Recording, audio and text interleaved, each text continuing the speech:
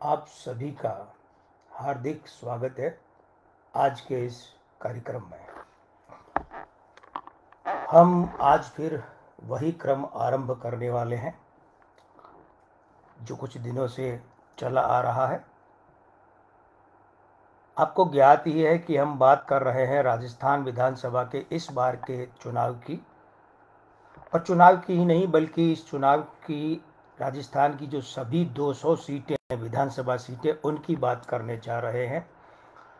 आप ये भी जानते हैं कि हमारा ये जो कार्यक्रम है ये इन 200 विधानसभा सीटों के अंक ज्योतिषीय विश्लेषण पर आधारित है। दूसरे शब्दों में ये कह सकते हैं कि ये कार्यक्रम हमारा इन सीटों को लेकर अंक ज्योतिषीय गणना का, भविष्यवाणी का कार्यक्रम है। हम सभी मित्रों को ये बताते चलें कि इस बार इस मौसम में यानी नवंबर में, दिसंबर के परिणाम में 5 राज्यों में विधानसभा चुनाव हो रहे हैं। 5 राज्यों में से हमने मिजोरम के बारे में कोई गणना नहीं की है, कोई अंक ज्योतिषीय भविष्यवाणी नहीं की है। हाँ, हमने इसके अतिरिक्त जो 4 राज्य हैं, राजस्थान, इसका पड़ोसी मध्य प्रदेश, उसका पड़ोसी छत्तीसगढ़ और सुदूर दक्षिण में तेलंगाना, इन 4 राज्यों की हमने सीटों की संख्या की गणना की है। और इन 4 राज्यों में से 3 राज्यों, राजस्थान, मध्य प्रदेश और छत्तीसगढ़ में हमने एक एक सीट का विश्लेषण किया है और अंक ज्योतिषीय गणना का जो हमारा निष्कर्ष है वो हमने प्रस्तुत किया है। राजस्थान विधानसभा चुनाव को लेकर हम ये निष्कर्ष, एक एक सीट का सिलसिलेवार निष्कर्ष आपके सम्मुख प्रस्तुत कर रहे हैं। मध्य प्रदेश की सभी 200 सीटों का सीटवार आकलन का अंक ज्योतिषीय निष्कर्ष हम बहुत दिन पहले, बहुत दिन का मतलब लगभग 10-12 दिन पहले आपकी सेवा में प्रस्तुत कर चुके हैं।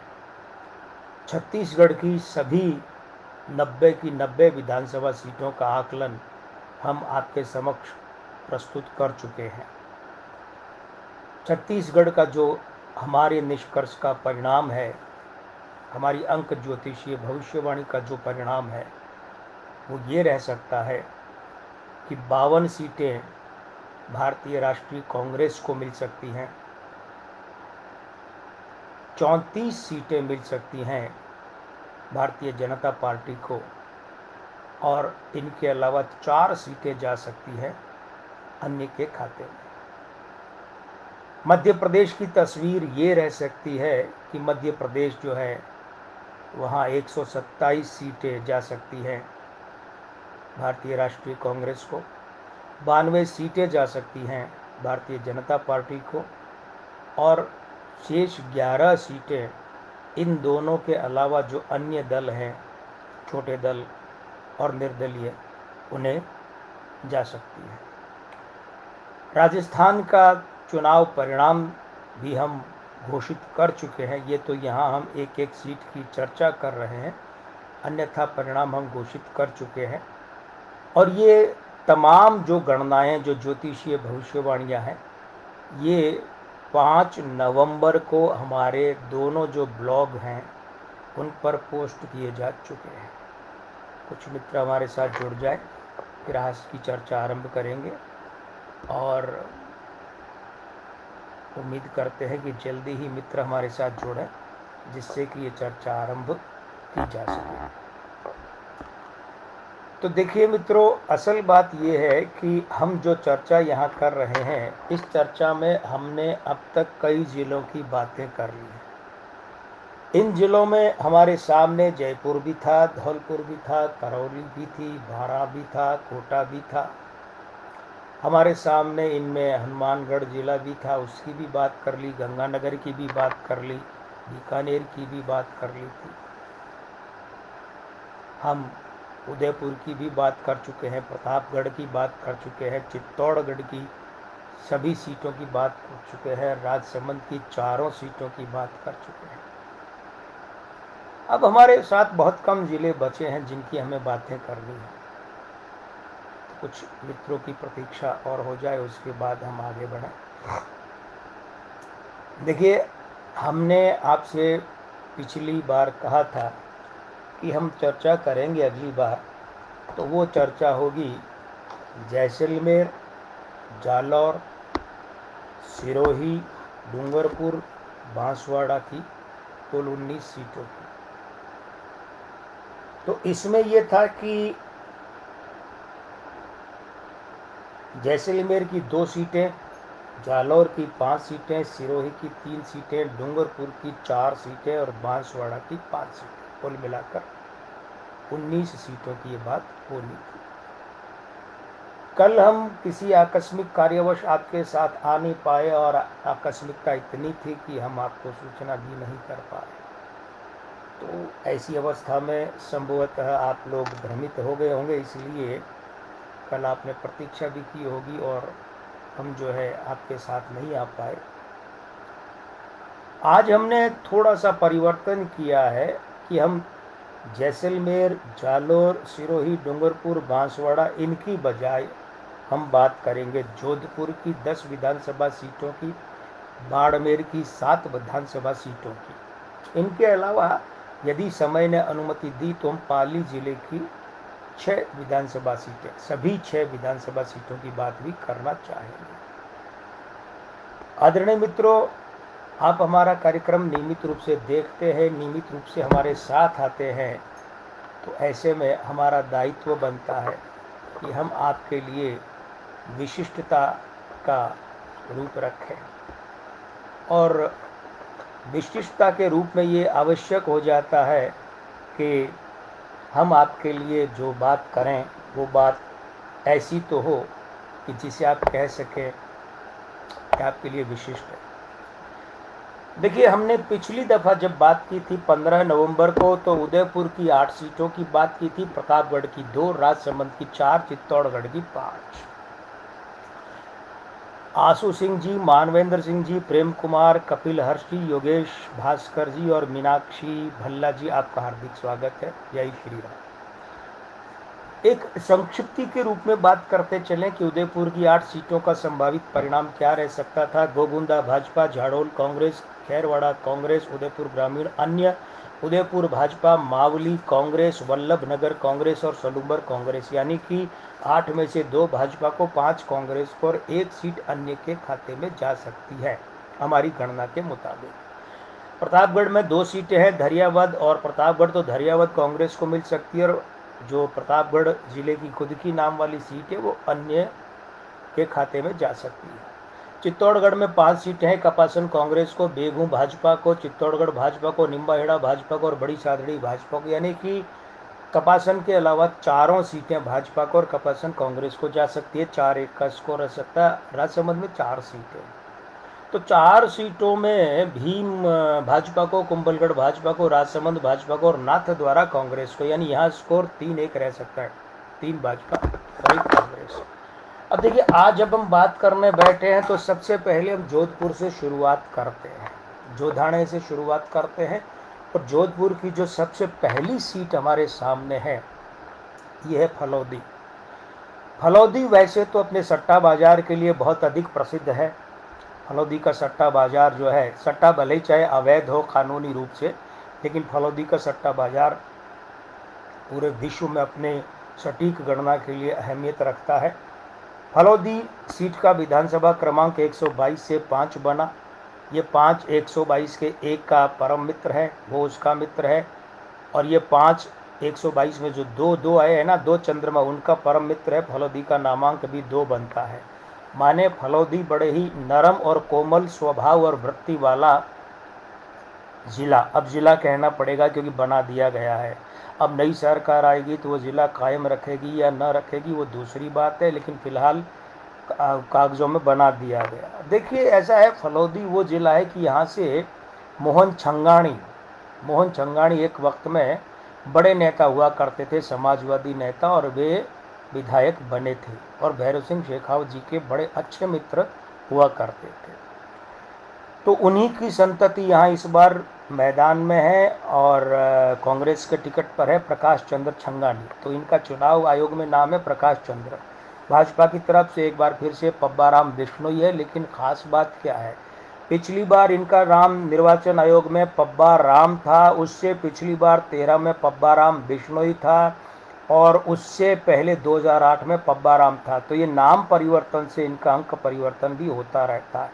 फिलहाल तो देखिए पब्बा राम बिश्नोई यहाँ से पब्बा राम नाम से पिछली बार मैदान में थे और 8,737 वोटों से जीते थे। इस बार भाजपा की तरफ से मैदान में आरएलपी से अब्दुल महबूब है और बीएसपी से हरिराम है। अब देखें कि आरएलपी और बीएसपी क्या यहाँ कोई प्रभाव डाल पाते हैं या नहीं डाल पाते हैं। तो चलिए चुनावी चौसर के बाद में बात करें आगे। ओम प्रकाश गुर्जर जी, बालेंदु सिंह जी, हार्दिक स्वागत, जय श्री राम। तो बात करें इनकी, देखिए पहले चरण की विधियों में आपको पता है, हम अगर फैसला हो जाता है तो यहीं अपना निर्णय सुना देते हैं, और पहला चरण अगर इसमें सफल नहीं रहता है तो हम दूसरे चरण में जाते हैं। पहले चरण में भाजपा को पहली विधि में मिल रहा है 4.5+, दूसरी विधि में मिल रहा है 3+, और उसके बाद में कांग्रेस को मिल रहा है 3+। उसके बाद में अगर बात करें तो भाजपा को मिल रहा है 1+, यानी भाजपा को मिले हैं 4.25+ और कांग्रेस को यहाँ मिले हैं 3+। कम अंतर के कारण सेकंड फेज में जाएंगे। सेकंड फेज में जाने से कांग्रेस के खाते में जा रहे हैं 2 और 4 6+। मतलब कि ये जो फलौदी विधानसभा सीट है ये कांग्रेस के खाते में जाती दिख रही है। लोहावट दूसरी विधानसभा सीट है, यहाँ बात करते हैं लोहावट का लौह आवरण है कि नहीं है, ये भी देखना पड़ेगा। विधानसभा क्रमांक 123 से अंक बना 6 और नामांक 27 से बना 9। ये 9 जो है एक लौह आवरण का काम तो करता है, लेकिन दिक्कत क्या है, नामांक जो 6 है वो विधानसभा क्रमांक, नामांक जो 9 है वो विधानसभा क्रमांक 6 का विरोधी है, और विधानसभा क्रमांक 6 से नामांक 9 का विरोधी है। तो इन दोनों की पारस्परिक शुक्र और मंगल की विरोधी युति में लोहावट की सीट है वो खींचातानी में फंसी रहती है। 2008 की बात करें या 13 की बात करें तो गजेंद्र सिंह खींवसर जीते थे, लेकिन 18 में उन्हें हार का सामना करना पड़ा कांग्रेस के कृष्णाराम बिश्नोई से, और 40,876 मतों से गजेंद्र सिंह खींवसर ये सीट हारे थे। इस बार कांग्रेस से निवर्तमान विधायक कृष्णाराम बिश्नोई मैदान में हैं, भाजपा से गजेंद्र सिंह मैदान में हैं, खींवसर नहीं। ध्यान दीजिएगा, व्यक्ति वही है, व्यक्ति नहीं बदले हैं, प्रत्याशी वही है, लेकिन पिछली बार ये गजेंद्र सिंह खींवसर के नाम से मैदान में थे। इस बार इनका नाम है गजेंद्र सिंह, इतना ही, खींवसर शब्द शामिल नहीं है। आरएलपी से सत्यनारायण बिश्नोई है और बीएसपी से भंवरलाल है। अगर इनकी बात करें तो देखिए भाजपा को पहले चरण की पहली विधि में मिले हैं 3+, कांग्रेस को दूसरी विधि में 1+, तीसरी विधि में मिले हैं 2+। तो कांग्रेस के पास 3+, भाजपा के पास 3+। लेकिन अभी चौथी विधि बची हुई है, वो क्या कहती है, वो कहती है कि 2+ भाजपा को, यानी भाजपा यहाँ पर क्या आ गई है 3 और 2 5+ है, और कांग्रेस यहाँ पर है 2 और 1 3+। तो भाजपा यहाँ आगे है। अब आगे है तो हम उसे विजेता घोषित करें, इतनी आगे कि पर्याप्त रूप से हम उसे कह सकते हैं कि विजेता की श्रेणी में। तो ये जो सीट है लोहावट की, जोधपुर जिले की, ये इस बार जा सकती है भाजपा के खाते में, यानी कि यहाँ पर लगातार 3 बार तो नहीं, लेकिन तीसरी बार यहाँ गजेंद्र सिंह खींवसर जीत सकते हैं। वैसे वो तिकड़ी मार चुके हैं 2003 से अगर बात करें तो, तब भी जीत चुके हैं। तो तिकड़ी के बाद एक बार हार गए, तो फिर से यानी 5 साल का वनवास हमें लगता है गजेंद्र सिंह खींवसर का समाप्त हो सकता है, और इस बार वे सीट अपनी झोली में डाल सकते हैं। अब मार्जिन कृष्णाराम बिश्नोई जितना 40,000 का तो नहीं रहेगा, लेकिन फिर भी विजय विजय होती है। सुरेश व्यास, हार्दिक स्वागत है आपका, जय श्री राम। तीसरी सीट है जोधपुर जिले की, वो है शेरगढ़, और शेरगढ़ का विधानसभा क्रमांक 124 1 2 4, सूर्य चंद्रमा राहु और अंक बना केतु 7। ये उठा पटक का, कभी इधर कभी इधर, कभी आर कभी पार वाला मामला है। नामांक देखते हैं, 26 से नामांक बना 8।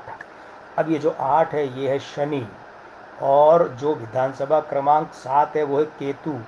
अगर राहु होता तो हम कहते प्रेत युति है, लेकिन प्रेत युति तो नहीं बनी क्योंकि केतु और शनि है, लेकिन केतु और शनि की इस मित्रता की युति को भी हम अच्छा नहीं कहते। अब ध्यान दिए जाने वाली बात यह कि इस बार का जो चुनाव का वर्षांक है ना, वो वही है 7, जो शेरगढ़ का विधानसभा क्रमांक का अंक है। बिसात देखें 23 की, कांग्रेस से मीना कंवर एक बार फिर से मैदान में है। पिछली बार मीना कंवर ने ये सीट निकाली थी 24,696 मतों से। और भाजपा से बाबू सिंह राठौड़ एक बार फिर से मैदान में है। बाबू सिंह राठौड़ 2013 में जीते थे, उससे पहले 8 में जीते, लेकिन हाँ उससे पहले 3 में भी जीते थे, 3, 8, 13 तिकड़ी थी, लेकिन 18 में हारना पड़ा। अब एक ख़ास बात यह है कि बाबू सिंह राठौड़ जो हैं कि 2013 में बाबू सिंह नाम से लड़े थे जब जीते, और 18 में जब हारे तब बाबू सिंह राठौड़ इनका पूरा नाम था, और अब इनका नाम जो है वो बाबू सिंह राठौड़ ये आया है। और भाजपा से ये है, कांग्रेस से मीना कंवर निवर्तमान विधायक है, बीएसपी से जुंजाराम है, बीटीपी से तगाराम है, और आरएलपी से जोराराम है। कितना जोर करवाते हैं देखते हैं। देखिए, पहली विधि से भाजपा को मिले हैं 2+, दूसरी विधि से कांग्रेस को मिले हैं 2+, यानी कि कांग्रेस और भाजपा बराबर। उसके बाद अगर बात करें तो कांग्रेस को 1+ मिला है, भाजपा को 1+ मिला है, मामला बराबरी पर है। दूसरे फेज में चले तो वहाँ कांग्रेस को निर्णायक बढ़त मिल रही है 2+ के साथ में। उसके बाद में अगर बात करें तो 24,696 मतों से मीना कंवर ने ये सीट निकाली थी कांग्रेस की, और वो ही मैदान में है। तो 5+ यानी 5,000 पर 1+ के हिसाब से 24,696, यानी कुल मिलाकर यहाँ पर 5+ मीना कंवर के प्रत्याशी के पितृ अंक भी जुड़ेंगे। तो ये सारा मामला इस सीट को कहाँ बिठा देता है, खासकर जो प्रत्याशी के पितृ अंक है 5+, वो तो बहुत बड़ी भूमिका निभा रहे हैं। तो वो इस सीट को बिठा देते हैं कांग्रेस के खाते में। कौन सी सीट है ये, थोड़ा सा एक बार फिर से नाम याद कर लीजिएगा, शेरगढ़। ओसियां की बात करें तो ओसियां विधानसभा सीट है, ये जो डिलिमिटेशन हुआ था उससे पहले आरक्षित हुआ करती थी, और उसके बाद में ये सामान्य सीट हो गई है। तो जो भोपालगढ़ में जब वो सामान्य सीट थी, वहाँ लड़ने वाले लोग इधर शिफ्ट हो गए, इधर वाले उधर शिफ्ट हो गए, मदेरणा परिवार इधर आ गए। देखिए 2023 की बिसात क्या है, कांग्रेस ने अपनी निवर्तमान विधायक दिव्या मदेरणा को मैदान में उतारा है। पिछली बार इन्होंने 27,590 मतों से जीत प्राप्त की थी। भाजपा ने भैराराम चौधरी को फिर उतारा है। भैराराम चौधरी 2013 के विजेता है, तब इन्होंने दिव्या मदेरणा की माताजी लीला मदेरणा को परास्त किया था। तो पुराना चेहरा है ये भैराराम चौधरी, इस बार मैदान में है। बीएसपी से श्याम कुमार मैदान में। बिसात क्या बिछ रही है जरा देखें। पहले चरण में पहली विधि में भाजपा को मिल रहे 2+, 2+ का माने क्या हो गया, ठीक ठाक बढ़त। दूसरी विधि में कांग्रेस को 1+, तीसरी विधि में भाजपा को 2+, तो भाजपा को 4+ हो गए। चौथी विधि में कांग्रेस को 3+, तो कांग्रेस के भी 3 और 1 4 हो गए, भाजपा के 2 और 2 4+ हो गए। अब हम चलें प्रत्याशी के यहाँ गणना करें तो प्रत्याशी जो पिछली बार 27,590 मतलब ये कितना हो गया 6+। तो इस 6+ को निर्णायक भूमिका में मानते हुए हम ये कहेंगे कि ओसियां विधानसभा सीट इस बार जा सकती है एक बार फिर से कांग्रेस के खाते में। और बाबू सिंह राठौड़ का जो 5 साल का वनवास है वो 10 साल का भी हो सकता है, 5 साल और उन्हें प्रतीक्षा करनी पड़ सकती है। भोपालगढ़, हमने जैसे कहा था कि ये भोपालगढ़ जो है 2008 से पहले सामान्य था, ये सीट सामान्य थी। तो यहाँ वाले लोग अब ओसियां शिफ्ट हो गए और ओसियां वाले इधर शिफ्ट हो गए, क्योंकि अब ये अनुसूचित जाति के लिए आरक्षित सीट है। देखिए बिसात क्या बिछी है 23 की। कांग्रेस ने गीता बरवार को टिकट दिया है ना। कांग्रेस से पिछली बार भंवरलाल बलाई थे, लेकिन पिछली बार आरएलपी के पुखराज ने, पूरा नाम पुखराज गर्ग है उनका, लेकिन निर्वाचन आयोग में पुखराज था, तो पुखराज ने ये सीट निकाली थी। आरएलपी से इस बार वही पुखराज यानी पुखराज गर्ग मैदान में है। बीएसपी से रंजीत मैदान में है। लेकिन इस रण को कौन जीतेगा ये देखते हैं। और देखने में क्या है, देखिए पहली विधि की अगर बात करें तो पहली विधि पहले चरण की वो भाजपा कांग्रेस बराबर। दूसरी विधि की अगर बात करें तो भाजपा को मिल रहा है 1+ और तीसरी विधि में भाजपा को मिल रहे 3+, तो भाजपा के पास हो गए 4+। कांग्रेस को मिल रहा है चौथी विधि में 1+। भाजपा की बढ़त यहाँ 3+ की बड़ी बढ़त है, इसलिए और कहीं जाने की आवश्यकता नहीं है। हम यही बात कर सकते हैं कि ये जो सीट है, कौन सी, भोपालगढ़ जोधपुर जिले की, ये सीट जा सकती है इस बार भारतीय जनता पार्टी के खाते में। 2013 में कमसा ने, यानी कमसा मेघवाल ने इस सीट भाजपा के खाते में डाली थी। इस बार फिर वे मैदान में है, तो 5 साल बाद भाजपा और कमसा यानी कमसा मेघवाल इस सीट पर काबिज हो सकते हैं और आरएलपी और पुखराज यानी पुखराज गर्ग को यहाँ से विदाई लेनी पड़ सकती है। चलिए सरदारपुरा चलते हैं। सरदारपुरा से मैदान में राजस्थान की सरकार के सरदार हैं फिलहाल, तो इस बार भी लगातार यानी अशोक गहलोत साहब मैदान में हैं। तो ऐसा नहीं है कि सिर्फ यही देखकर कह देंगे कि साहब निवर्तमान मुख्यमंत्री मैदान में घोषित कर दो ये सीट उनकी, ऐसा नहीं है।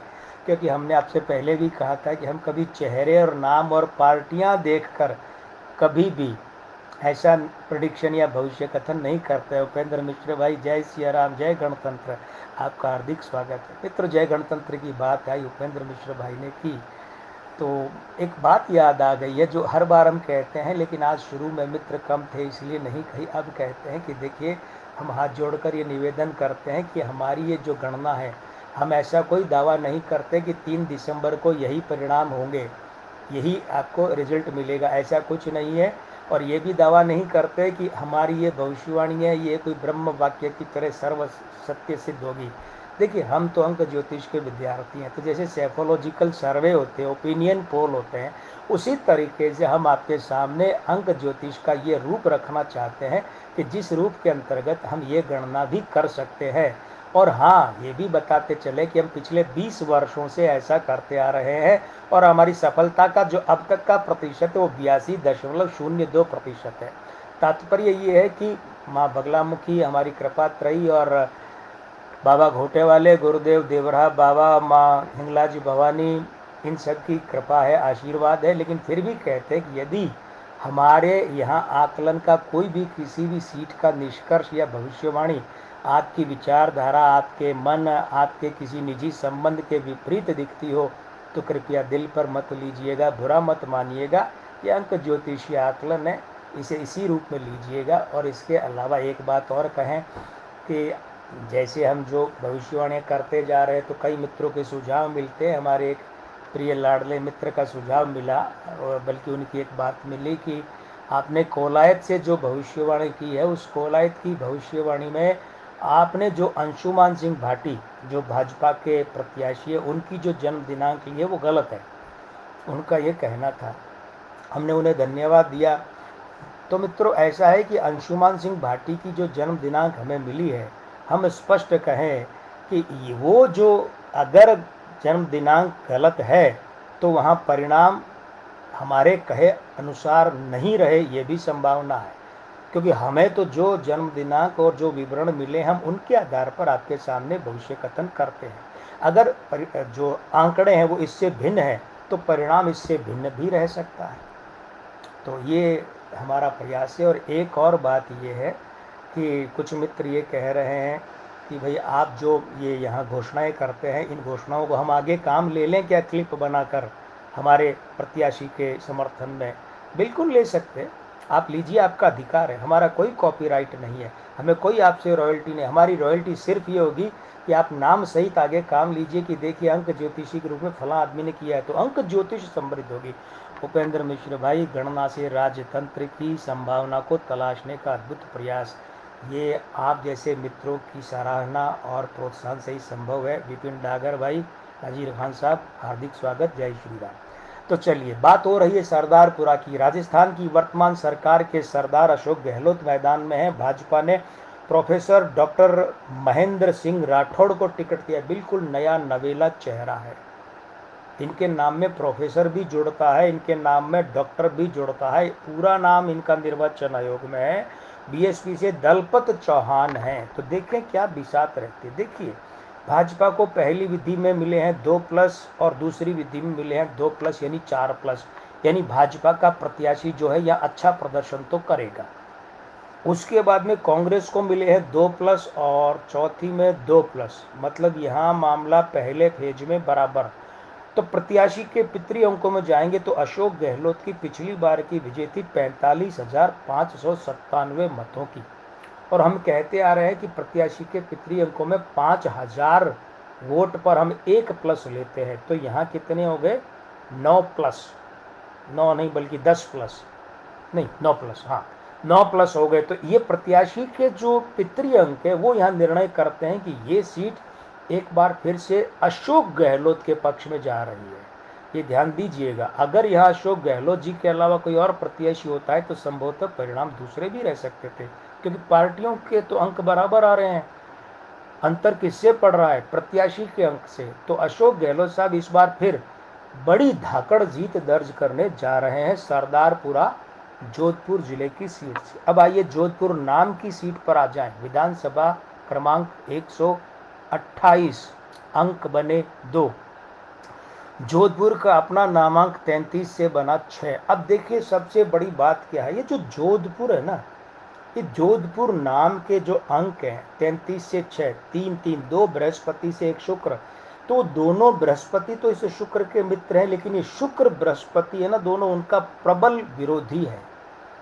2 माइनस में आता है, प्रबल विरोधी है।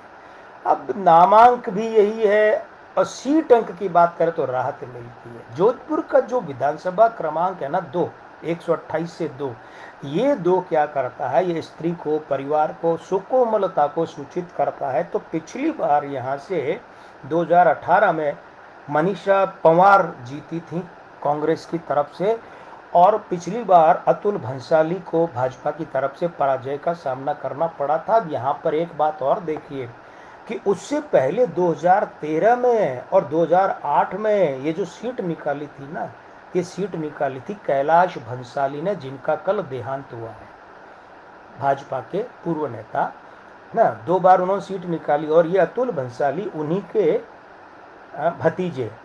तो तब सुपारस भंडारी थे कांग्रेस की तरफ से मैदान में 13 में। इस बार मनीषा पंवार कांग्रेस से, अतुल भंसाली एक बार फिर से भाजपा से। दोनों पुराने चेहरे। आरएलपी से डॉक्टर अजय त्रिवेदी, ये कांग्रेस के पूर्व विधायक हैं, बागी बनकर मैदान में आए हैं। सीपीआई से रीटा पटवा है, बीएसपी से सुनीता चौधरी है। बिसात देखें क्या बिछी है। पहली विधि कांग्रेस 2+, दूसरी विधि भाजपा 4+, यानी भाजपा 2+ से आगे। तीसरी विधि भाजपा 4+, और चौथी विधि भाजपा 2+, यानी भाजपा को मिले हैं 4 और 2 6, और चौथाई 6.25+, और कांग्रेस को मिले हैं 2+, यानी 4.25+ से भाजपा आगे है। इसका मतलब ये हुआ कि 5 साल के अंतराल में ये सीट फिर भाजपा को मिल सकती है। इस बार मनीषा पंवार को पराजय का सामना करना पड़ सकता है, और अतुल भंसाली अपनी इस दूसरी चुनावी लड़ाई में पहली विजय का स्वाद चख सकते हैं। जैन सुधार साहब आपका स्वागत है, जय श्री राम। नंदलाल नगोला जी स्वागत है, जय श्री राम। चलिए सूरसागर चलते हैं।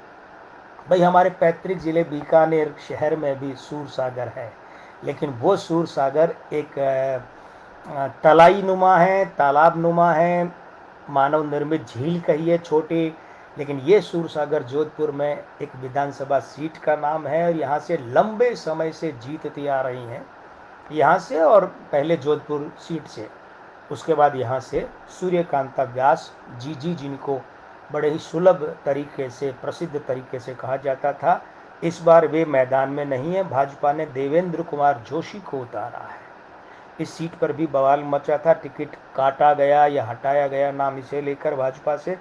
कांग्रेस ने देखिए पिछली बार प्रोफेसर अयूब खान को उतारा था, इस बार उन्हीं की संतति शहजाद खान को उतारा है, नया चेहरा है। सीपीआई से द्वारकेश व्यास है, जेजेपी से इम्तियाज अहमद है, बीएसपी से राजेंद्र सिंह मैदान में। बिसात क्या बिछती है, क्या सूर्यकांता व्यास की जो एक लेगेसी चली आ रही है, उनकी जो महानता चली आ रही है, वो बरकरार रहेगी? भाजपा जीतेगी ये सीट, या फिर इस बार शहजाद खान कांग्रेस में ले जाएंगे?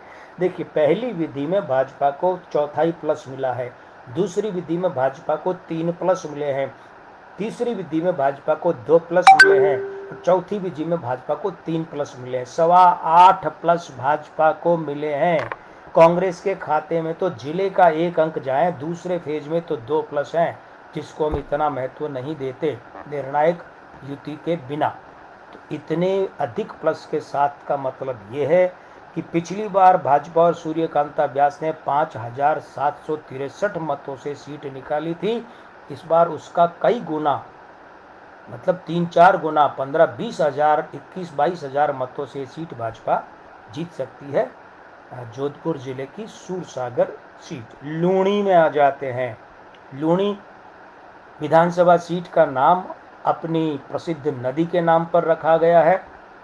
और देखिए, इस बार की बिसात से पहले विधानसभा क्रमांक 130 130 बना 4। ये 4 130 के 1 सूर्य के साथ में 4 राहु क्या बनाता है? पितृदोष, ग्रहण युति। और वो जो 130 का 3 है ना बृहस्पति, उसके साथ ये 4 जो राहु, ये क्या बनाता है? गुरु चांडाल युति, गुरु चांडाल।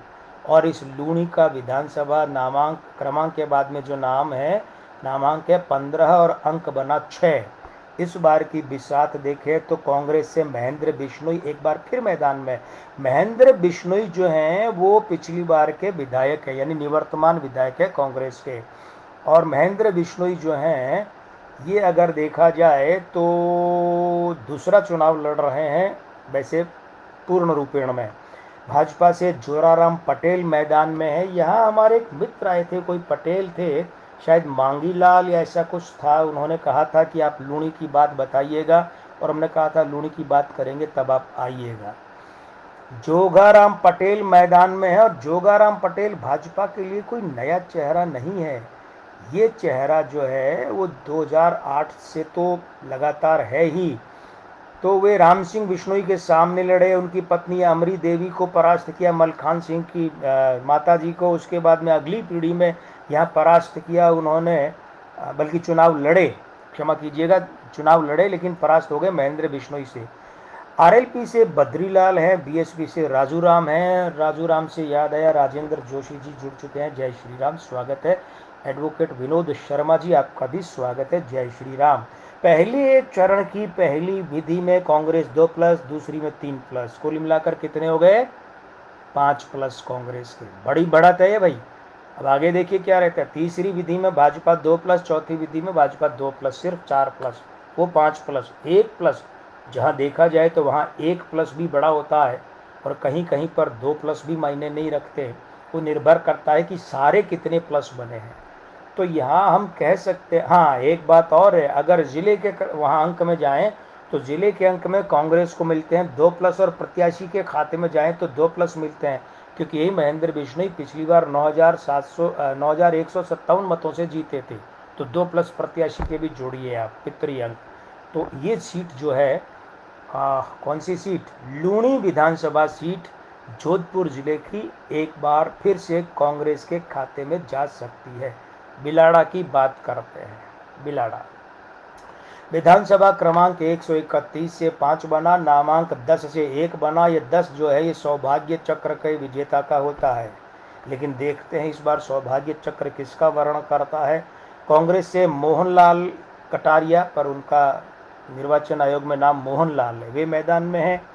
भाजपा से अर्जुन लाल गर्ग मैदान में है, लेकिन निर्वाचन आयोग में इनका नाम अर्जुन लाल है। ये लगातार लड़ते आ रहे हैं। अर्जुन लाल 2008 में जीते, 13 में जीते, लेकिन 18 में हार गए थे। बीएसपी से श्यामलाल और आरएलपी से जगदीश कड़ेला मैदान में है। देखें, कांग्रेस को पहले नहीं, न कांग्रेस न भाजपा, पहली दूसरी दोनों विधियां बराबर छूट रही हैं। पहली विधि में भी बराबर, दूसरी विधि में भी बराबर, तीसरी विधि में कांग्रेस को मिले हैं 3 प्लस और भाजपा को मिले हैं चौथी विधि में 2 प्लस। कांग्रेस 1 प्लस से आगे। चूंकि प्रत्याशी यहाँ बदला नहीं है, नहीं, प्रत्याशी भाजपा ने, कांग्रेस ने बदल लिया है। कांग्रेस ने अपने निवर्तमान जो विधायक है हीरा राम मेघवाल, उन्हें टिकट नहीं दिया है। तो तात्पर्य ये है कि कांग्रेस के 3 प्लस ही रहेंगे, प्रत्याशी के पितृअंक यहाँ नहीं जुड़ेंगे। पार्टी वही है, प्रत्याशी के नहीं जुड़ेंगे। तो इसलिए ये 1 प्लस अगर देखें, और हाँ जिले में जाएंगे तो कांग्रेस वहाँ 2 प्लस ज़्यादा ले रही है भाजपा से। इसका मतलब ये हुआ कि जोधपुर जिले की बिलाड़ा विधानसभा सीट जा सकती है कांग्रेस के खाते में, और अब आइए हम बात करें जोधपुर ज़िले की। हमने सभी सीटों की बात कर ली है, हम चलते हैं बाड़मेर और बाड़मेर ज़िले की बात करेंगे। जैसलमेर हम लेंगे कल या फिर परसों। परसों तो नहीं, छुट्टी रखेंगे हम, क्योंकि आईसीसी क्रिकेट विश्व कप का फाइनल मैच है। तो जाहिर बात है कि आप और हम सभी भारत की टीम को जिताने के लिए, टीम भारत को जिताने के लिए बैठेंगे। तो कल या फिर 20 तारीख को हम बात करेंगे, जैसलमेर को भी लेंगे। फिलहाल बाड़मेर चलते हैं। बाड़मेर जिले की पहली विधानसभा सीट वो है शिव। शिव इस बार बवाल का केंद्र बनी हुई है। कारण क्या है कि भाजपा से यहाँ जो लगभग मान ही रहे थे कि मेरा टिकट तो पक्का है, वे रविंद्र सिंह जो छात्र राजनीति में उतरे हैं, उनको टिकट मिला नहीं। अब उन्हें टिकट मिला नहीं तो वे बागी होकर मैदान में आ गए हैं। प्रमोद कुमार जी, जय श्री राम, स्वागत। तो रविंद्र सिंह भाटी बागी होकर मैदान में आ गए हैं और बीएसपी से जयराम, बीटीपी से सीता, आरएलपी से जालम सिंह भाटी। ये जालम सिंह जो है 2008 में भाजपा के एमएलए रहे हैं। जालम सिंह कौन? जो आरएलपी से खड़े हुए, तो इन्हें भी कम आंकना ठीक नहीं होगा। और फिर वो रविंद्र सिंह भाटी का फैक्टर अब ये भी आ रहा है कि साहब शायद मतदान की तिथि तक वे बैठ जाएं, कि उन्हें मोदी जी का फ़ोन आया है रविंद्र सिंह भाटी को कि वे बैठ जाएं। तो हो सकता है वे बैठ जाएं, न बैठें। हम फिलहाल तो ये देख के चल रहे हैं कि कौन कौन मैदान में है, कौन बैठता है वो आगे की बात है। क्योंकि हम ये जो यहाँ परिणाम बनाते हैं ना, ये मतगणना के दिनांक से बनाते हैं। मतगणना की दिनांक क्या है, उससे पहले कौन चुनाव लड़ रहा है, कौन बैठ गया, कौन उठ गया, ये हम नहीं देखते। यहाँ बात ज़रूर करते हैं, लेकिन गणना में जो खड़े हैं उन्हीं की बात करते हैं। तो कांग्रेस से एक बार फिर से अमीन खान है, 80 से ऊपर के अमीन खान ने तो कहा था भाई इस बार मुझे छोड़ दो, टिकट मेरे परिवार में दे दो, बेटे को दे दो। लेकिन पार्टी ने ये नहीं माना और अमीन खान को टिकट दिया है। स्वरूप सिंह खारा, ये भाजपा से मैदान में, पिछली बार खंगार सिंह सोढ़ा को भाजपा ने उतारा था, उससे पिछली बार मानवेंद्र सिंह को उतारा था यहाँ से शिव से, यानी 2013 में भाजपा ने। तो बीएसपी से जयराम मैदान में है, ये हम बता ही चुके हैं। बीटीपी और आरएलपी से कौन कौन है ये भी बता चुके हैं। तो देखते हैं कि क्या बागी, भाजपा के बागी इतनी बगावत कर पाएंगे कि भाजपा को पटक दें या पटकवा दें, मतलब हरवा दें या हरा दें, खुद जीत जाएं, या कांग्रेस को जितवा दे। तो देखिए, पहले फेज की पहली विधि और दूसरी विधि में भाजपा को मिल रहा है चौथाई प्लस। भाजपा के लिए बड़ी चिंता का विषय है, दो विधियों में सिर्फ चौथाई प्लस। देखें आगे, तीसरी विधि में भाजपा को मिल रहे हैं 2+ और चौथी विधि में भाजपा ने लगा दिया है चौका 4+ और कुल मिलाकर तीसरी और चौथी विधि में भाजपा ने बाजी मार ली है। 4+ और 2+ यानी 6+ भाजपा के हो गए हैं। इसीलिए आगे और कुछ देखने की आवश्यकता नहीं पड़ेगी और यहीं हम बात कर लेंगे तो ये बात हो जाएगी। अच्छा, एक और बात है यहाँ पर कि कांग्रेस के प्रत्याशी वही हैं जो पिछली बार थे। तो अगर प्रत्याशी के पितृ अंक मिला ले तो अमीन खान ने 23,554 मतों से जीता था ये चुनाव, यानी उनके 5+ बनते हैं।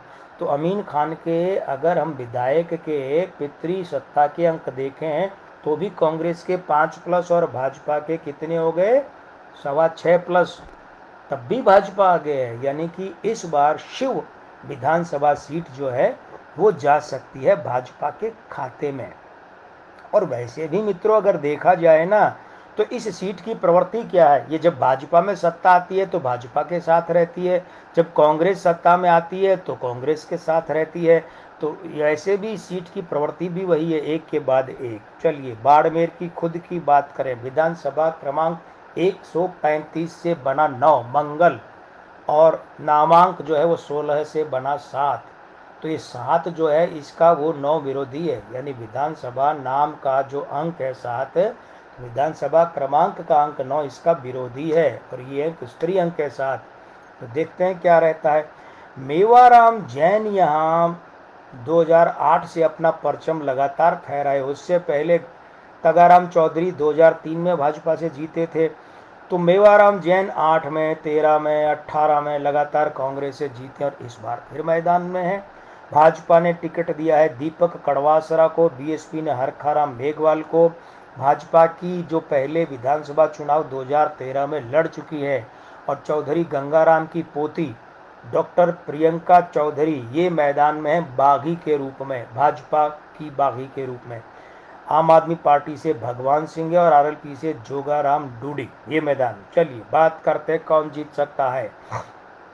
कांग्रेस को पहली विधि में 1+, कांग्रेस को दूसरी विधि में 2+, कांग्रेस को कुल हो गए 3+, भाजपा को तीसरी विधि में 3+ बराबर, चौथी विधि में कांग्रेस को 1+।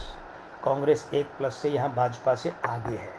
इसलिए अगर देखा जाए, और दूसरी बात यह कि अगर प्रत्याशी के पितृसत्ता के अंक देखें तो पिछली बार 33,047 मतों से जीते थे मेवाराम जैन कांग्रेस के, वो इस बार मैदान में खुद हैं, तो 7+ वो हो जाएंगे, तो 7 और 1 8+ से कांग्रेस आगे है। मतलब बाड़मेर जिले की बाड़मेर विधानसभा सीट कांग्रेस के खाते में जा सकती है।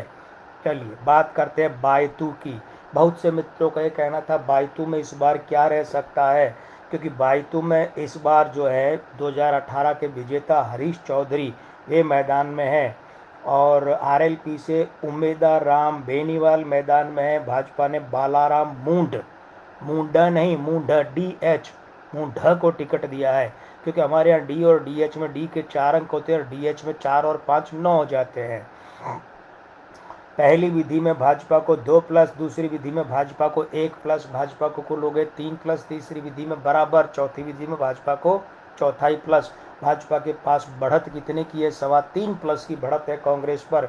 इसका मतलब ये है कि बायतू विधानसभा सीट 5 साल के बाद इस बार जा सकती है भाजपा और बालाराम मूंढ की जेब में।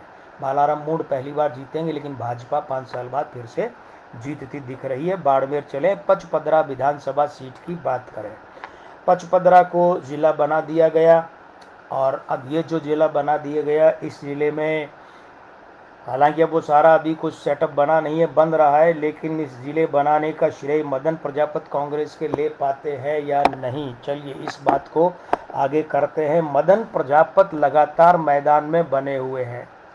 मदन प्रजापत 8 में जीते, उसके बाद में 13 में हारे, फिर 18 में जीते, फिर मैदान में है। तो इस सीट की प्रवृत्ति भी क्या है, इस सीट की प्रवृत्ति वही है कि भाई हारे जीते। वैसे 93, 98 और 3 में बीजेपी के अमराराम चौधरी ने हैट्रिक लगाई थी। अमराराम 2013 में जीते, लेकिन 18 में हारने के बाद इस बार मैदान से बाहर हो गए। इस बार उनके बेटे को भाजपा ने टिकट दिया है, अरुण अमराराम कुमार कहीं ये लिखा है, लेकिन निर्वाचन आयोग में इनका नाम सिर्फ अरुण कुमार है।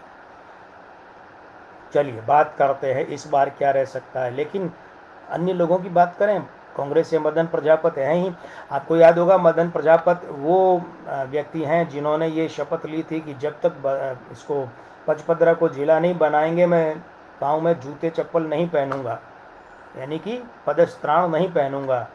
और जब इसको जिला बना गया तभी जाकर उन्होंने चप्पल जूते पहने कांग्रेस के। कांग्रेस को पहली विधि में मिल रहा है 2+, भाजपा को दूसरी विधि में मिल रहा है 4+, यानी कि 2+ से भाजपा आगे है।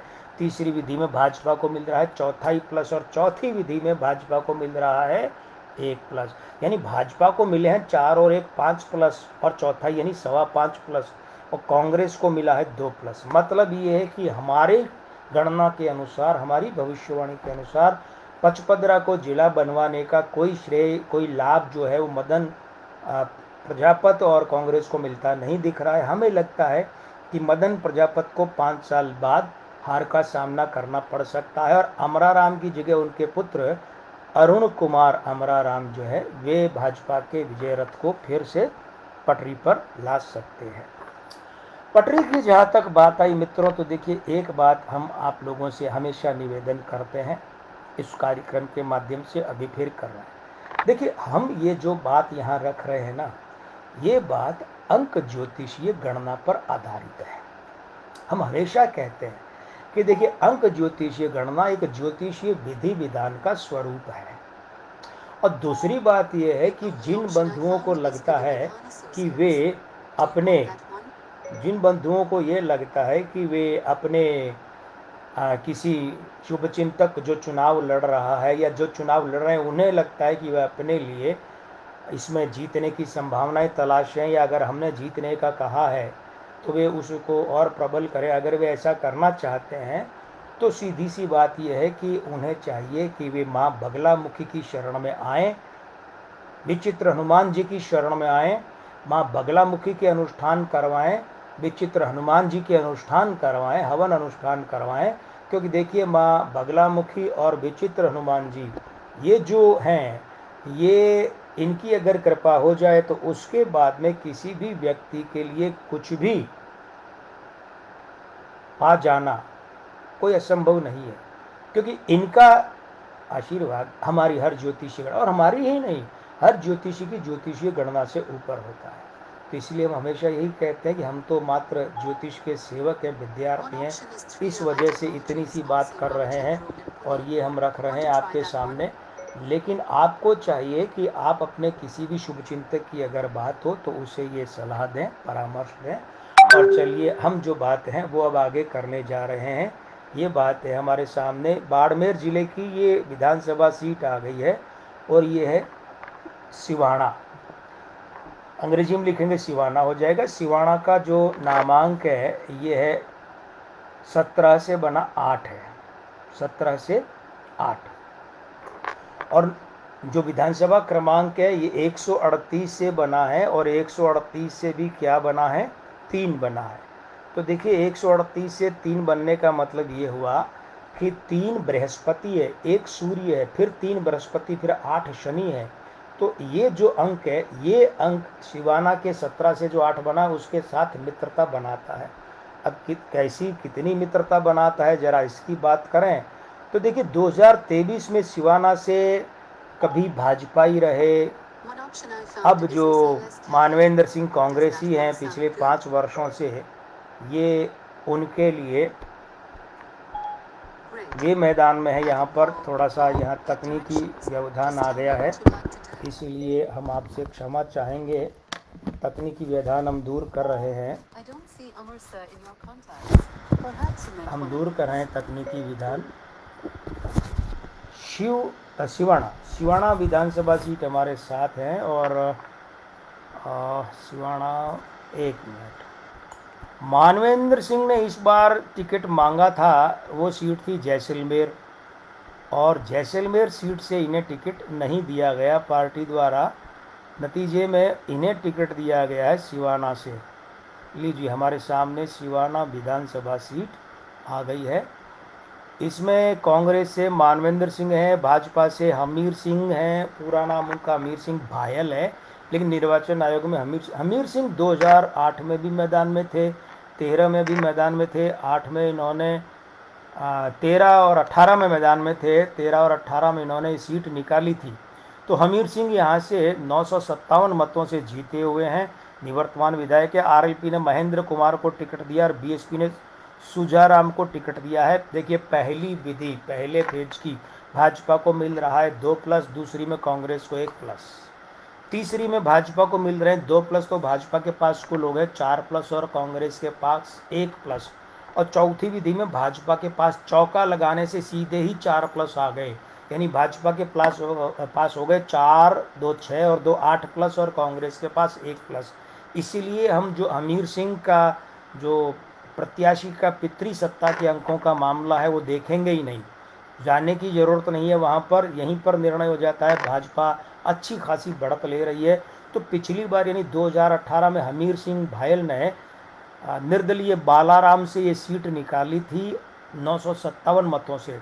इस बार तो हमीर सिंह भायल हो सकता है ये सीट कम से कम 9,000 10,000 मतों से निकालें, यानी 10 गुना से भी ज़्यादा मतों से इतनी बड़ी जीत भी जीत सकते हैं। चलिए हमारे साथ अब जो सीट आ गई है ये आगे गुढ़ा मालानी बाड़मेर की, इसका विधानसभा क्रमांक 139 से है 4 और इसका नामांक है 34 से 7। 34 में 3 और 4 बृहस्पति और राहु गुरु चांडाल युति बनी हुई है।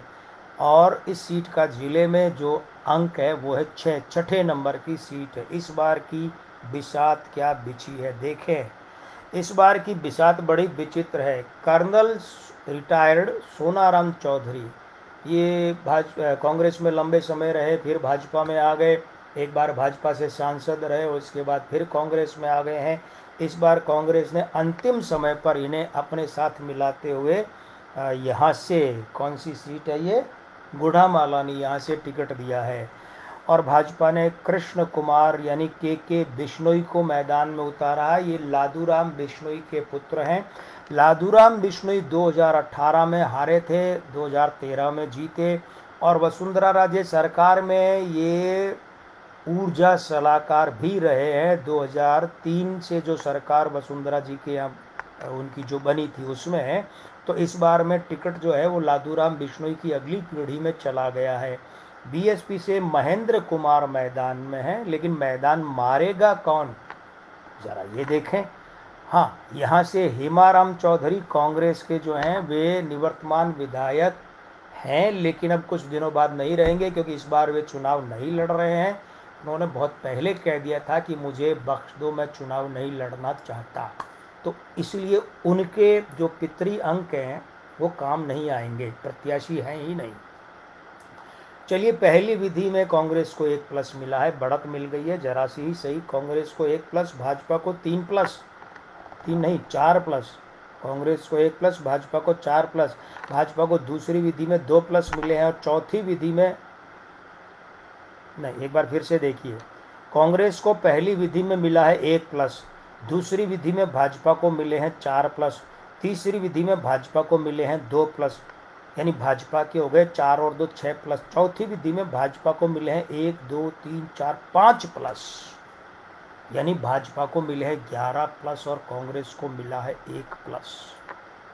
अगर हेमाराम चौधरी यहाँ चुनाव लड़ते तो प्रत्याशी के नाते उनके 3+ जोड़ते, तब भी भाजपा के अधिक रहते। इसलिए ये सीट सीधे सीधे से जा सकती है गुढ़ामालानी भारतीय जनता पार्टी और कृष्ण कुमार के बिश्नोई के खाते में। 10 साल बाद लादूराम बिश्नोई के परिवार में ये सीट आ सकती है। 10 साल पहले उन्होंने जीती थी, 10 साल बाद उनके पुत्र के ये सीट जीत सकते हैं। आज की अंतिम सीट है ये, और ये सीट बाड़मेर की भी अंतिम है, 7वीं और अंतिम विधानसभा सीट। नाम है चौहटन, अनुसूचित जाति के लिए आरक्षित सीट है ये। चलिए बात करें विधानसभा क्रमांक की। तो विधानसभा क्रमांक इस सीट का वो 140 से बना 5। यहाँ पर एक विचित्र बात को देखना पड़ेगा बड़े ध्यान से। 140, 1 4 0, 1 और 4, सूर्य और राहु यहाँ ग्रहण योग बना, पितृदोष बना, और इनसे बना 5। लेकिन क्या है, ये 5 जो है ना, वो 1 और 4 इस 5 के परम मित्र है, और ये 5 उनका मित्र है। ये एक खास बात है। इधर विधानसभा नामांक की बात करें तो नामांक 30 से बना 3। तो 30 में भी 3, यानी बृहस्पति अकेला है, शून्य के अंक नहीं होते, और उसका जो अंक बना वो भी 3 बृहस्पति। तो बृहस्पति प्रधान ये सीट है। अब एक बात और ध्यान दिए जाने योग्य है, वो क्या है, विधानसभा क्रमांक जो इसका 5 बना है ना, ये नामांक 3 उस 5 का मित्र है, लेकिन 5 इस 3 का घोर विरोधी है। ये आपस में इनकी उलझन है, समर्थन और विरोध में। देखें इस बार की विषाद क्या है। कांग्रेस ने पद्माराम को टिकट दिया है। पद्माराम 2018 में भी जीते थे, हालांकि वो जीत 4262 मतों की थी। पद्माराम मेघवाल, पर निर्वाचन आयोग में इनका नाम पद्माराम है, मेघवाल शब्द काम नहीं आता। पद्माराम इनके बहुत पुराने खिलाड़ी है कांग्रेस के। पद्माराम 8 में जीते, उसके बाद फिर 13 में हारे, फिर 18 में जीते, यानी कि जब कांग्रेस की सरकार आती है तब तो पद्माराम जीतते हैं, और जब भाजपा की सरकार आती है तो पद्माराम हारते हैं। ये जो चौहटन विधानसभा सीट है, आरएलपी से तरुण राय कागा है, 2013 में भाजपा के विधायक रह चुके हैं। तो इन्हें हल्के में, राजनीतिक रूप से और ज्योतिषीय रूप से भी हल्के में लेना ठीक नहीं रहेगा। बलराम चतुर्वेदी जी, आपका हार्दिक स्वागत है। क्षमा कीजिए, तनिक देर से स्वागत किया आपका। जय श्री राम। आदूराम मेघवाल भाजपा की तरफ से मैदान में है। अब ये देखिए, तरुण राय कागा जो है 23,256 मतों से 2013 में जीते थे, लेकिन 18 में भाजपा ने उनका टिकट काटा और आदूराम मेघवाल को मैदान में उतारा, वे हार गए थे। इस बार भाजपा ने आदूराम मेघवाल को फिर से उतारा है। आरएलपी से हम बता ही चुके हैं कि 2013 के भाजपा के विधायक तरुण राय कागा बागी बनकर खड़े हैं, और बीएसपी से भरताराम मैदान में है।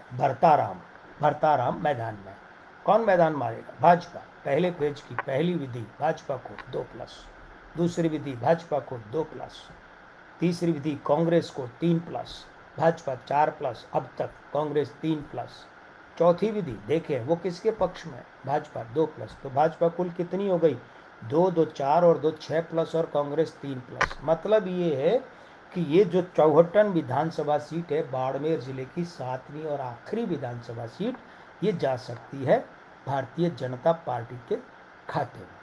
तो कुल मिलाकर मित्रों हम जो है एक संक्षिप्ति के रूप में बात करें कि आज हमने जो बात की है वो बात की है जोधपुर की, जोधपुर के साथ साथ में हमने बात की है बाड़मेर जिले की। हालांकि हमारी इच्छा बहुत थी कि हम पाली जिले की भी 6 सीटों की बात करते, लेकिन 23 सीटों की चर्चा के लिए 1 घंटे का समय पर्याप्त नहीं होता है, इसीलिए हमने वो सूचना में रखकर भी बचा ली। उसकी चर्चा हम कल करेंगे। तो देखिए एक बार हम संक्षिप्ति कर लें कि आज हमने जिस सीट की बात की है वो सीट किस किस के खाते में जा सकती है। उससे पहले हम यहाँ पर थोड़ी सी चर्चा और ये कर लें। तपेश माथुर भाई, जय श्री राम, स्वागत है आपका। हम मित्रों एक चर्चा ये कर लें कि कई मित्र हमसे पूछते हैं और वो ये कहते हैं कि आपके कई इंटरव्यू देखे, ताज़ा देखे, कुछ थोड़े समय पहले के देखे, तो आपका एक बार फिर से बताइए क्या ख्याल है, मुख्यमंत्री कौन बनेगा? तरुण व्यास जी, जय श्री राम, स्वागत है। मुख्यमंत्री इस बार राजस्थान में कौन बनेगा? और ज़रा ये तो बताइए कि मध्य प्रदेश और छत्तीसगढ़ की जैसे आपने एक एक सीट का हमें वो PDF रूप भेजा है या फोटो रूप भेजा है, वैसे राजस्थान का कब मिलेगा? देखिए राजस्थान का आपको मिलेगा 25 तारीख की वोटिंग के ठीक बाद में। तैयार है, हम चर्चा कर ही रहे हैं, अपने ब्लॉगों पर हम डाल चुके हैं। अगर आपको पहले चाहिए तो हम 5 तारीख को अपने ब्लॉगों पर मध्य प्रदेश, छत्तीसगढ़ और राजस्थान की एक एक सीट का विवरण डाल चुके हैं।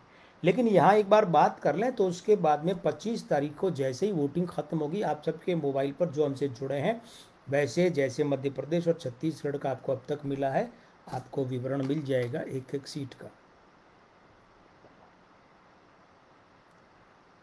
अब हम एक चीज़ और दोहराते हैं कि हमारी गणना, देखिए एक बात स्पष्ट है, हम कोई ज्योतिष गुरु नहीं है, हम कोई ज्योतिष दादा नहीं है, हम कोई ज्योतिष सम्राट नहीं है, हम कोई ज्योतिष किंग नहीं है, हम कोई ज्योतिष प्रिंस नहीं है, ऐसे हम कुछ भी नहीं है। हम ज्योतिष के एक विद्यार्थी मात्र हैं। 34 वर्ष 34 ईयर्स 34 वर्ष हमें हो गए कि हम विद्यार्थी के रूप में अंक ज्योतिष सीखते आ रहे हैं। तो ज्योतिष के अंक ज्योतिष के विद्यार्थी के रूप में हम जो गणनाएं कर पाने में सक्षम हैं या जो विधियां हमने ईजाद की हैं, जिन विधियों का आविष्कार किया है, वो विधियां हम यहाँ सामने रख रहे हैं। उन विधियों के द्वारा जो गणना है वो रख रहे हैं। 20 वर्षों से हम ऐसा करते आ रहे हैं। ये 5वां चुनाव है राजस्थान विधानसभा का, 2003, 8, 13, 18 के बाद 2023 का। मित्रों हमारी अंक ज्योतिषीय गणना के अनुसार देखिए, राजस्थान विधानसभा की बात करने से पहले एक बार आपको ले चलते हैं, और कहाँ ले चलते हैं? आपको ले चलते हैं छत्तीसगढ़, मध्य प्रदेश और कहाँ ले चलें आपको? तेलंगाना। तो छत्तीसगढ़, मध्य प्रदेश, तेलंगाना की अगर हम बात करें तो देखिए मध्य प्रदेश में कुल मिलाकर सीटें हैं वो हैं 230 सीटें। हमारे हिसाब से इनमें से 11 सीटें वो जा सकती हैं अन्य के खाते में, यानी भाजपा और कांग्रेस के अलावा। और इसके अलावा अगर हम बात करें तो 127 सीटें जा सकती हैं कांग्रेस के खाते में, 92 सीटें जा सकती हैं भारतीय जनता पार्टी के खाते में। अब इसकी अगर हम बात करें तो देखिए इसका पड़ोसी जो है वो है छत्तीसगढ़, और वहाँ हम बात करें तो वहाँ कुल मिलाकर है 90 सीटें। 90 सीटों में से 52 सीटें मिल सकती है कांग्रेस को, 34 सीटें मिल सकती हैं भारतीय जनता पार्टी को, 4 सीटें जा सकती हैं अन्य के खाते में। सुझाव बहुत आते हैं हमें कि भाई आप थोड़ा सा इस गणना को दोबारा कर लो, ऐसा कुछ नहीं है। हमने तो 3 दिसंबर मतगणना दिनांक को लेकर किया है। अगर मतगणना दिनांक बदलेगी तो हमारी गणना बदलेगी, फिर क्या रहेगा वो जो नई दिनांक आएगी उसके अनुसार, लेकिन 3 दिसंबर को देखते हुए यही गणनाएं। तेलंगाना में एक बार फिर से जो है 70 से ज़्यादा सीटें लाकर वहाँ सरकार बनाने जा रही है। वो है बीआरएस, केसीआर की पार्टी और ओवैसी की पार्टी उनके साथ है। प्रमुख विपक्षी दल कांग्रेस वहाँ बन सकता है।